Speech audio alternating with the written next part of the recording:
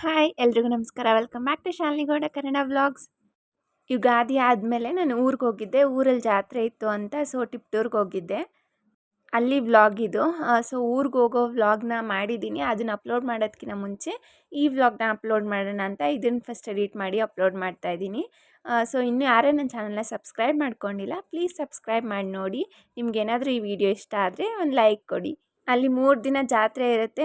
ಇವತ್ತು night orchestra ಎಲ್ಲ ಇಟ್ಟಿರ್ತಾರೆ, ದೇವರೆಲ್ಲ ಕುಣಿತಾ ಇರುತ್ತೆ. ಅದನ್ನು ನೋಡಬೇಕು ಅಂತ ಹೊರಟು ನೈಟ್ ಒಂದು 10 o'clock ಹಂಗೆ ಹೊರಟು ಅದೆಲ್ಲ ನೋಡ್ಕೊಂಡು ವಾಪಸ್ ಬರೋಕ್ಕೆ 12 o'clock ಆಗಿತ್ತು. ಈ ಟೈಮಲ್ಲಿ ಹೋದ್ರೇ ಚೆನ್ನಾಗಿರುತ್ತೆ ಅಲ್ಲಿ ಅಂತ ಈ ಟೈಮಲ್ಲಿ ಹೊರಟು. ಇನ್ನೆಲ್ಲರೂ ಟ್ಯಾಕ್ಟ್ರಿ ಮೇಲೆ ಕುತ್ಕೊಂಡು ಹೊರಟು. ನಾವು ಚಿಕ್ಕವಳಿದ್ದಾಗ ಈ ಥರ ಟ್ಯಾಕ್ಟ್ರಿ ಮೇಲೆ ಹೋಗ್ತಾ ಇದ್ದಿದ್ದು. ಅದೆಲ್ಲ ತುಂಬ ಮೆಮೊರಿ ಇತ್ತು. ಆವಾಗ ನನಗೆ ಅಣ್ಣಂದಿರು ಅಂದರೆ ನಮ್ಮ ಮಾವನ ಮಕ್ಕಳು ಎಲ್ಲರೂ ನನಗೆ ಜಾತ್ರೆಗೆ ಹೋಗಿ ಎಲ್ಲ ಹೇರ್ ಬ್ಯಾಂಡು ಅದು ಇದು ಎಲ್ಲ ಕೊಡಿಸ್ತಾಯಿದ್ರು. ಯಾಕಂದರೆ ಅವಾಗ ನಾನು ತುಂಬ ಚಿಕ್ಕವಳಲ್ವಾ, ಅದಕ್ಕೆ ಅವರೆಲ್ಲರೂ ಕರ್ಕೊಂಡೋಗಿ ಕೊಡಿಸ್ತಾಯಿದ್ರು. ಈ ಥರ ಎಲ್ಲ ಹೋಗ್ತಾಯಿದ್ರೆ ಹಳೇದೆಲ್ಲ ಮೆಮೊರೀಸು ನೆನಪು ಇರುತ್ತೆ. ಆವಾಗ ನನ್ನ ತಾತ ಅಜ್ಜಿ ಜೊತೆ ಎಲ್ಲ ಈ ಥರ ಹೋಗ್ತಾ ಇದ್ದೆ. ಒಂದು ಟ್ಯಾಕ್ಟ್ರಿಲಿ ಹೋಗೋದೇ ಒಂದು ಖುಷಿ, ಚೆನ್ನಾಗಿರುತ್ತೆ. ಎಲ್ಲರೂ ಕೂತ್ಕೊಂಡು ಆ ಟ್ಯಾಕ್ಟ್ರಿ ಮೇಲೆ ಹೋಗೋದು, ಜಾತ್ರೆ ನೋಡೋದು ತುಂಬ ಚೆನ್ನಾಗಿರುತ್ತೆ. ನೀವೆಲ್ಲರೂ ಹೋಗಿದ್ದೀರಾ ಈ ಥರ ಟ್ಯಾಕ್ಟ್ರಿಲಿ ಅಂತ ಕಮೆಂಟ್ ಮಾಡಿ. ಇನ್ನು ನಾವು ಇಲ್ಲಿ ಜಾತ್ರೆಗೆ ಬಂದು ಅಂಗಡಿಗಳೆಲ್ಲ ಓಪನ್ನೇ ಇತ್ತು. ಒಂದು 4-5 ಅಂಗಡಿಗಳು ಮಾತ್ರ ಕ್ಲೋಸ್ ಮಾಡಿದ್ರು ಅಷ್ಟೇ. ಇನ್ನು ಈ ಕಡೆ ಆರ್ಕೆಸ್ಟ್ರಾ ಎಲ್ಲ ನಡೀತಾ ಇತ್ತು. ವಿಷ್ಣುವರ್ಧನ್ ಸರ್ ಥರ ಡ್ರೆಸ್ ಮಾಡ್ಕೊಂಡು ಬಂದಿದ್ದರು. ಅದನ್ನು ಹಂಗೆ ಕ್ಯಾಪ್ಚರ್ ಮಾಡಿಕೊಂಡೆ.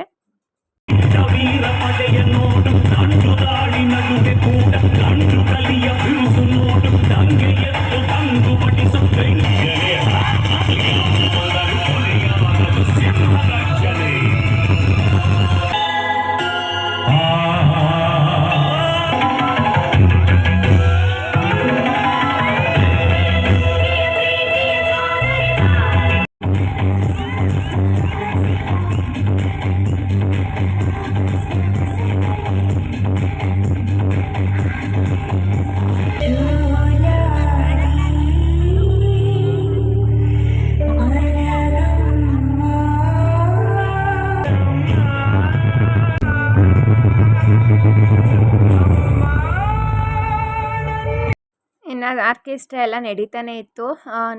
ನಾವು ಸಾಕು ಅಂತ ಎದ್ದು ಬಂದು ಇನ್ನು ಈ ಕಡೆ ಅಂಗಡಿಗಳೆಲ್ಲ ನೋಡ್ತಾ ಇದ್ದೆ, ಏನೇನಿರುತ್ತೆ, ಏನೇನು ಚೆನ್ನಾಗಿದೆ, ಏನಾದರೂ ತೊಗೊಳಕ್ಕಿದೆಯಾ ಅಂತ.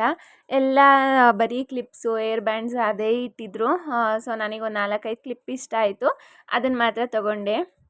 ಇನ್ನು ಬೇರೆದೇನು ಅಷ್ಟೊಂದು ಇರಲಿಲ್ಲ ವೆರೈಟೀಸು. ಯಾಕಂದರೆ ಅಂಗಡಿಗಳೆಲ್ಲ ಕ್ಲೋಸ್ ಆಗಿತ್ತು, ಸ್ವಲ್ಪ ನೈಟ್ ಅಲ್ವಾ. ಬೆಳಗ್ಗೆ ಹೊತ್ತಾದರೆ ತುಂಬ ಜನ ಇರ್ತಾರೆ. ನೈಟ್ ಸ್ವಲ್ಪ ಅಂಗಡಿಗಳು ತೆಗೆದಿದ್ದು, ಎಲ್ಲ ಅಂಗಡಿಗಳಲ್ಲೂ ಒಂದೇ ಥರ ಇತ್ತು. ಅದಕ್ಕೆ ಜಾಸ್ತಿ ಏನು ಪರ್ಚೇಸ್ ಮಾಡೋಕ್ಕೆ ಹೋಗಿಲ್ಲ. ಇನ್ನು ಅಲ್ಲಿಂದ ಬಂದು ಈ ಕಡೆ ಇನ್ನೊಂದು ಅಂದರೆ ವೇಷ ಎಲ್ಲ ಹಾಕ್ಕೊಂಡು ಕುಣಿತಾ ಇದ್ರು. ತುಂಬ ಚೆನ್ನಾಗಿ ಕಾಣ್ತಾ ಇತ್ತು.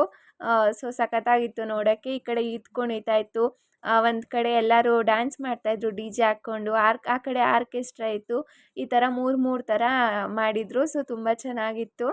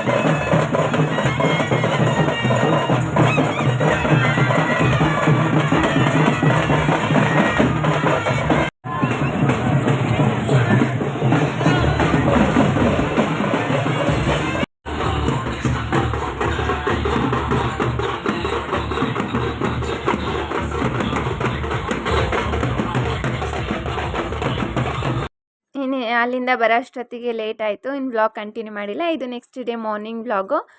ಸೊ ಇವತ್ತು ಜಾತ್ರೆ ಇರೋದು, ತೇರೆಲ್ಲ ಎಳಿತಾರೆ ಇವತ್ತು. ಸೊ ಅದಕ್ಕೆ ಬೆಳಿಗ್ಗೆ ಎದ್ದು ಎಲ್ಲರೂ ಅವ್ರವ್ರ ಕೆಲಸ ಮಾಡ್ಕೊತಾ ಇದ್ರು. ನಮ್ಮ ಅಜ್ಜಿ ಸೀರೆ ಎಲ್ಲ ಒಗ್ದಾಕಿ ಎಲ್ಲ ಜಾಲ್ಸಾಕಿದ್ರು. ಸೊ ನನಗೆ ಎಲ್ಲ ಹೋಗಿ ಹಾಕ್ಬಿಟ್ಟು ಬಂದುಬಿಡು ತಂತಿ ಮೇಲೆ ಅಂತ ಹೇಳಿದ್ರು. ಸೊ ಅದಕ್ಕೆ ನಾನು ಬಂದು ತಂತಿ ಮೇಲೆ ಹಾಕ್ತಾಯಿದ್ದೀನಿ. ಊರಿಗೆ ಹೋಗ್ಬಿಟ್ರೆ ನಾನು ಒಂದು ಕೆಲಸನೂ ಮಾಡೋದಿಲ್ಲ. ಅದೇ ಹೇಳ್ತಾರೆ, ನಿಮ್ಮ ಮನೆಗೆ ಬಂದರೆ ಮಾತ್ರ ಮಾಡಿಕೊಡ್ತೀಯಾ, ಇಲ್ಲಿಗೆ ಬಂದರೆ ನೀನೇನೂ ಕೆಲಸ ಮಾಡಲ್ಲ ಅಂತ. ನಾನು ಹೇಳ್ತೀನಿ, ನಾನು ರೆಸ್ಟ್ ಮಾಡೋಕ್ಕಲ್ವ ಬಂದಿರೋದು, ನಾನು ಯಾಕೆ ಕೆಲಸ ಮಾಡಬೇಕು ಅಂತ. ನಾನು ಏನು ಕೆಲಸನೂ ಮಾಡೋಕ್ಕೆ ಹೋಗೋದಿಲ್ಲ, ಎಲ್ಲ ಅವರೇ ಮಾಡ್ತಾರೆ. ಅವತ್ತು ತಿಂಡಿನೂ ಮಾಡಲ್ಲ, ಅಡುಗೆನೂ ಮಾಡಲ್ಲ, ನಾನು ಎಲ್ಲನೂ ಅವರೇ ಮಾಡಿಕೊಡ್ತಾರೆ. ಇನ್ನು ಎಲ್ಲರೂ ಅವ್ರವ್ರ ಕೆಲಸ ಮುಗಿಸ್ಕೊಂಡ್ರು. ಇನ್ನು ಇವಾಗ ಜಾತ್ರೆಗೆ ಹೊರಟು ನಾವು. ನಾನು ಸೀರೆ ಹಾಕ್ಕೊಳ್ಳೋಣ ಅಂತ ಅಂದ್ಕೊಂಡಿದ್ದೆ, ಆದರೆ ಯಾರು ಈ ಬಿಸಿಲಲ್ಲಿ ಸೀರೆ ಹಾಕ್ಕೋತಾರೆ ಅಂತ ಅಂದ್ಬಿಟ್ಟು ಡ್ರೆಸ್ ತೊಗೊಂಡೋಗಿದ್ದೆ. ಸೊ ಡ್ರೆಸ್ಸೇ ಹಾಕ್ಕೊಳ್ಳೋಣ ಅಂತ ನಾನು ಈ ಡ್ರೆಸ್ ಹಾಕ್ಕೊಂಡೆ. ಜಾತ್ರೆಗೆ ಹೋಗೋದೇ ಒಂಥರ ಖುಷಿ ಅಲ್ವಾ, ಅಲ್ಲಿ ನೋಡೋಕ್ಕೆ ತುಂಬ ಚೆನ್ನಾಗಿ ಅನಿಸುತ್ತೆ. ಚಿಕ್ಕ ವಯಸ್ಸಲ್ಲೇ ಇದ್ದಾಗ ರೆಡಿಯಾಗಿ ಜಾತ್ರೆಗೆ ಹೋಗ್ಬಿಡ್ಬೇಕು, ಅಲ್ಲೆಲ್ಲರೂ ಕೊಡಿಸ್ತಾರೆ ನಮಗೆ ಅಂತ ಫುಲ್ಲು ಖುಷಿಯಾಗಿಬಿಡೋದು. ಸೊ ಜಾತ್ರೆಗೆ ಹೋದಾಗೆಲ್ಲ ಮಕ್ಕಳು ಅದು ಕೊಡಿಸಿ ಇದು ಕೊಡಿಸಿ ಅಂತ ಕೇಳ್ತಾ ಇರ್ತಾರಲ್ವ, ಹಾಗೆ ನಮಗೂ ಎಲ್ಲರೂ ಕೊಡಿಸ್ತಾ ಇದ್ರು ಆವಾಗ. ಇನ್ನು ಇಲ್ಲಿಂದ ಬಸ್ ಇದೆ ಅಲ್ಲಿಗೆ. ಸೊ ತುಂಬ ಹತ್ರನೇ. ಆಗಿನ ಕಾಲದಲ್ಲೆಲ್ಲ ನಡ್ಕೊಂಡು ಹೋಗ್ತಾ ಇದ್ರಂತೆ, ಇವಾಗೆಲ್ಲಿ ಯಾರು ನಡೀತಾರಲ್ವ, ಇವಾಗೆಲ್ಲ ಬಸ್ ಇದೆ ಅಲ್ಲ, ಬಸ್ಸಲ್ಲೇ ಹೋಗ್ತಾರೆ. ಏನೊಂದು 10-15 ಮಿನಿಟ್ಸ್ ಆಗುತ್ತೆ ಅಷ್ಟೇ ಅಲ್ಲಿ ಹೋಗೋಕ್ಕೆ. 10 ಮಿನಿಟ್ಸ್ ಆಗುತ್ತೇನೋ ಅಷ್ಟೇ. ಇನ್ನು ಬಸ್ಸಿಗೆ ಕಾಯ್ಕೊಂಡು ನಿಂತಿದ್ದು ಅಷ್ಟರಲ್ಲಿ ಪ್ರೈವೇಟ್ ಬಸ್ ಬಂತು. ಗೌರ್ಮೆಂಟ್ ಬಸ್ ಆದರೆ ಆಧಾರ್ ಕಾರ್ಡ್ ತೋರಿಸಿ ಹೋಗ್ಬಿಡ್ಬೋದು, ಪ್ರೈವೇಟ್ ಬಸ್ಗೆ ಕಾಸು ಕೊಟ್ಟೇ ಹೋಗಬೇಕು. ಏನು ಒಂದು 10 ರುಪೀಸ್ ಆಗುತ್ತೆ ಅಷ್ಟೇ. ಇನ್ನು ಬಸ್ ಬರೋವರೆಗೂ ಏನು ಮಾಡೋದು ಅಂತ ನಮ್ದು ಇದ್ದಿದ್ದೇ ಗೊತ್ತಲ್ವ, ಫೋಟೋಸ್ ಇಟ್ಕೊಳೋದು. ಸೊ ಸ್ವಲ್ಪ ಹೊತ್ತು ಫೋಟೋಸ್ ಎಲ್ಲ ಇಟ್ಕೊಂಡು ಅಷ್ಟರಲ್ಲಿ ಬಸ್ಸು ಕೂಡ ಬಂತು. ಇನ್ನು ಬಸ್ ಹತ್ಕೊಂಡು ಹೊರಟು ಜಾತ್ರೆ ಕಡೆ. ಸೊ ತುಂಬ ಚೆನ್ನಾಗಿ ಅಲಂಕಾರ ಎಲ್ಲ ಮಾಡಿದರು ಜಾತ್ರೆಯಲ್ಲಿ. ನೈಟೇ ಅಷ್ಟು ಜನ ಬಂದಿದ್ದರು. ಬೆಳಿಗ್ಗೆ ಹೋಗಿ ನೋಡಿದ್ರೆ ಫುಲ್ಲೂ ರಶ್ಶು, ಆ ಉರಿ ಬಿಸಿಲು. ಸೊ ಸಖತ್ತು ಬಿಸಿಲಿತ್ತು, ಓಡಾಡೋಕ್ಕಾಗ್ತಾ ಇರಲಿಲ್ಲ, ಅಷ್ಟು ಸೆಕೆ. ನೀರು ಕುಡಿಬೇಕು, ದಾಹ ಆಗ್ತಾನೇ ಇತ್ತು. ಇನ್ನು ಈ ಜಾತ್ರೆಗಳಲ್ಲಿ ಬಾಳೆಹಣ್ಣು ಎಸೆಯೋದೇ ಒಂದು ಚೆನ್ನಾಗಿರುತ್ತೆ. ಎಲ್ಲರೂ ನಿಂತ್ಕೊಂಡು ಮೇಲಿಂದ ಮೇಲ್ಗೆ ಹೋಗ್ಬೇಕದು ಅಂತ ಬಾಳೆಹಣ್ಣು ಎತ್ಕೊಂಡು ಎಸಿತಾ ಇರ್ತಾರೆ. ಅದೊಂಥರ ಚೆಂದ. ನಾನು ಎಸೆದೆ, ಹೋಗಿ ಫಸ್ಟಿಗೆ ಬಿತ್ತು. ಸೊ ಲಾಸ್ಟ್ವರೆಗೂ ಅದು ಹೋಗೇ ಇಲ್ಲ, ಫಸ್ಟಲ್ಲೇ ಬಿತ್ತು.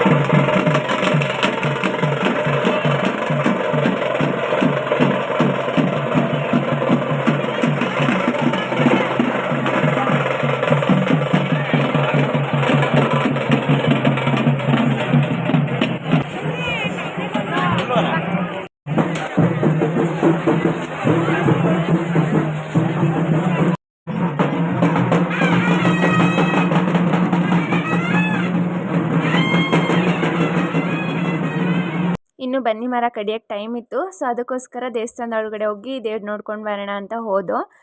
ಇನ್ನು ಅಷ್ಟರಲ್ಲಿ ಮತ್ತೆ ದೇವ್ರು ಬರುತ್ತೆ ಅಂತ ಆಚೆ ಕಳಿಸಿದ್ರು. ಇನ್ನು ಇವಾಗ ಬನ್ನಿ ಮರ ಕಡಿ ಹತ್ರ ಬಂದು ನಿಂತಿದ್ದೀವಿ. ಇಲ್ಲಿ ಅಂದರೆ ತುಂಬ ಜನ ತುಂಬ್ಕೊಂಡು ಬಿಟ್ಟಿದ್ರು. ಆ ಕಡೆ ತೋಟದೊಳಗಡೆ ಎಲ್ಲ ಕಡೆ ಜನ ಸೇರ್ಕೊಂಡು ಬಿಟ್ಟಿದ್ರು.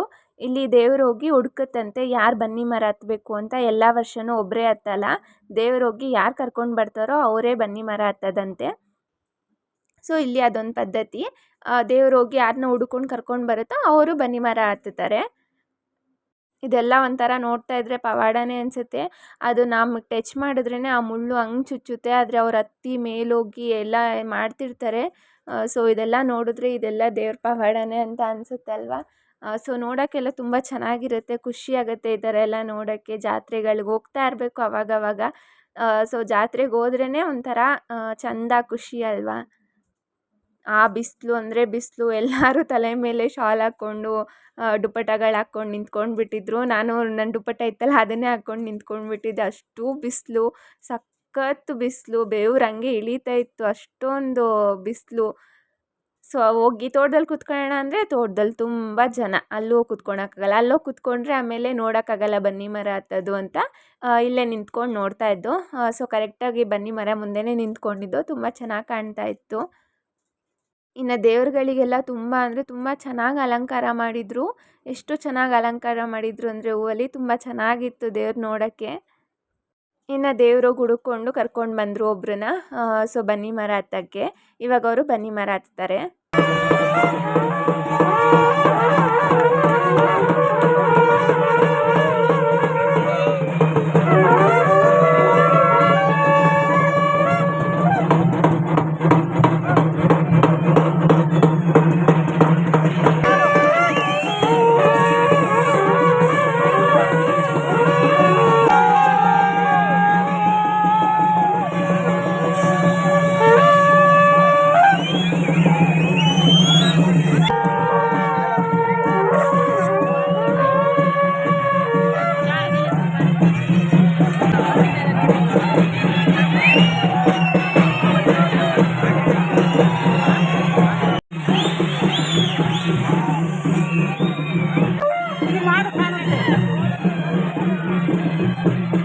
ಇನ್ನು ಬನ್ನಿ ಮರ ಹತ್ತಿದ್ದೆಲ್ಲ ಮುಗೀತು. ಇನ್ನೇನೆಲ್ಲ ಇವಾಗ ಹೊರಡಬೇಕು. ಇವಾಗ ಏನಿದ್ರು ಜಾತ್ರೆಯಲ್ಲಿ ಯಾರ್ಯಾರು ಏನೇನು ತೊಗೋತಾರೆ. ಆದರೆ ನನಗಿವಾಗ ಫಸ್ಟು ನೀರು ಕುಡಿಬೇಕಾಗಿತ್ತು. ಸೊ ನೀರು ಎಲ್ಲಿ ಸಿಗುತ್ತೆ ಅಂತ ನೋಡ್ಕೊಂಡು ಹೋಗ್ತಾನೇ ಇದ್ದೆ. ಮಜ್ಜಿಗೆ ಅದು ಇದು ಎಲ್ಲ ಇತ್ತು, ಆದರೆ ನನಗೆ ನೀರೇ ಬೇಕು ಅಂತ ನೀರು ಹುಡ್ಕೊಂಡು ಹೋಗಿದ್ದಾಯಿತು. ನೆನ್ನೆ ನೈಟ್ ತಂದಿದ್ದ ಬಾಟಲ್ನ ನೈಟ್ ಒಂಚೂರು ಕುಡ್ದಿಲ್ಲ, ಬೆಳಿಗ್ಗೆ ತರದ್ದು ಮರ್ತೋಯ್ತು. ಇನ್ನು ಅನ್ನದಾನ ಎಲ್ಲ ಮಾಡ್ತಾಯಿದ್ರು, ಆದರೆ ಫುಲ್ಲು ರಶ್ ಇತ್ತು. ಅಲ್ಲಿ ಹೋಗಿ ಎಲ್ಲ ಊಟ ಮಾಡೋಕ್ಕಾಗಿಲ್ಲ. ಅದಕ್ಕೆ ಒಂದು ಐಸ್ ಕ್ರೀಮ್ ತೊಗೊಂಡ್ಬಿಟ್ಟು ನೀರು ಕುಡಿಬೇಕಂತ ಅನಿಸ್ತಿತ್ತಲ್ಪ, ಅದಕ್ಕೆ ಫಸ್ಟು ಒಂದು ಐಸ್ ಕ್ರೀಮ್ ತಿನ್ಬಿಡೋಣ ಅಂತ ಐಸ್ ಕ್ರೀಮ್ ತೊಗೊಂಡು ಐಸ್ ಕ್ರೀಮ್ ತಿನ್ಕೊಂಡು ಹೋದೋ. ಇನ್ನು ಅಲ್ಲಿ ಬೆಳಗ್ಗೆ ಶಾಪಿಂಗ್ ಮಾಡೋಣ ಅಂದ್ಕೊಂಡ್ರೆ ಏನೂ ನನಗಿಷ್ಟ ಆಗಿಲ್ಲ. ಸೊ ನೈಟೇನೆ ಕ್ಲಿಪ್ಸ್ ಎಲ್ಲ ತೊಗೊಂಡಿದ್ನಲ್ಲ, ಅಷ್ಟೇ ಸಾಕು ಅಂತ ಅಂದ್ಕೊಂಡೆ.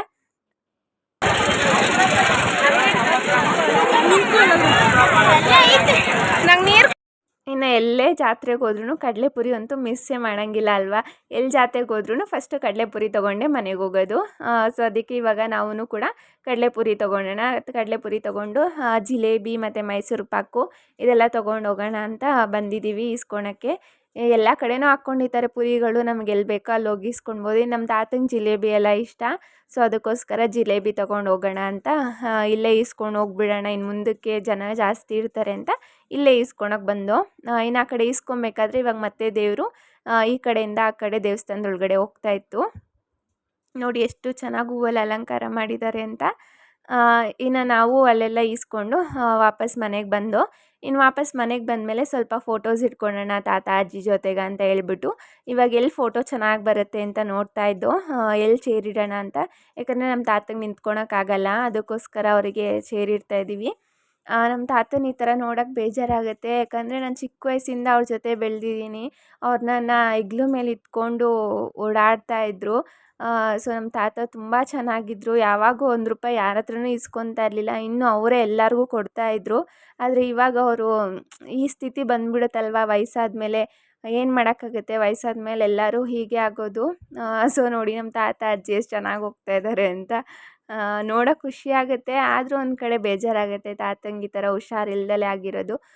ಸೊ ಅವರಾದರೂ ಇಷ್ಟು ವರ್ಷ ಇದ್ದಾರೆ, ನಾವೆಲ್ಲ ಇಷ್ಟು ವಯಸ್ಸಾದ್ಮೇಲೆ ಇರೋದಿಲ್ಲ ಅನಿಸುತ್ತೆ. ನಮ್ಮ ತಾತ ಯಾವಾಗೂ ಚೆನ್ನಾಗಿರಬೇಕು ಅಷ್ಟೇ. ನಂಗೆ ನಮ್ಮ ತಾತ ಅಂದರೆ ತುಂಬ ಇಷ್ಟ. ನಮ್ಮ ತಾತಂಗೂ ಅಷ್ಟೇ ನಾನಂದರೆ ಸ್ವಲ್ಪ ಎಲ್ಲರಿಗಿನ್ನ ಸ್ವಲ್ಪ ಜಾಸ್ತಿ ಪ್ರೀತಿ. ನಮ್ಮ ತಾತಂಗೆ ಏನಾದರೂ ಹುಷಾರಿಲ್ಲ ಅಂದ್ಬಿಟ್ರೆ ಹಂಗೆ ಒಂದು ಕಡೆ ಮಲ್ಕೊಂಡಿರ್ತಾರೆ. ಆದರೆ ನಾನೇನಾದರೂ ಹೋಗ್ಬಿಟ್ರೆ ಒಂದು ಸ್ವಲ್ಪ ಎದ್ದು ಕೂತ್ಕೊಂಡ್ಬಿಡ್ತಾರೆ. ಅವಾಗ ಹೇಳ್ತಾರೆ, ನೋಡು ಮೊಮ್ಮಗಳು ಬಂದ ಅಂತ, ಇವಾಗ ಎದ್ದು ಕೂತ್ಕೊಂಡ್ಬಿಟ್ಟ ಅಂತ. ಅದಕ್ಕೆ ನಮ್ಮ ತಾತ ಅಂದರೆ ತುಂಬ ಇಷ್ಟ. ಇದಾಗಿತ್ತು ಇವತ್ತಿನ ವ್ಲಾಗ್. ನಿಮ್ಗೆ ಏನಾದರೂ ಈ ವ್ಲಾಗ್ ಇಷ್ಟ ಆಗಿದ್ರೆ ಪ್ಲೀಸ್ ಸಬ್ಸ್ಕ್ರೈಬ್ ಮಾಡಿ. Thanks for watching this video. Bye.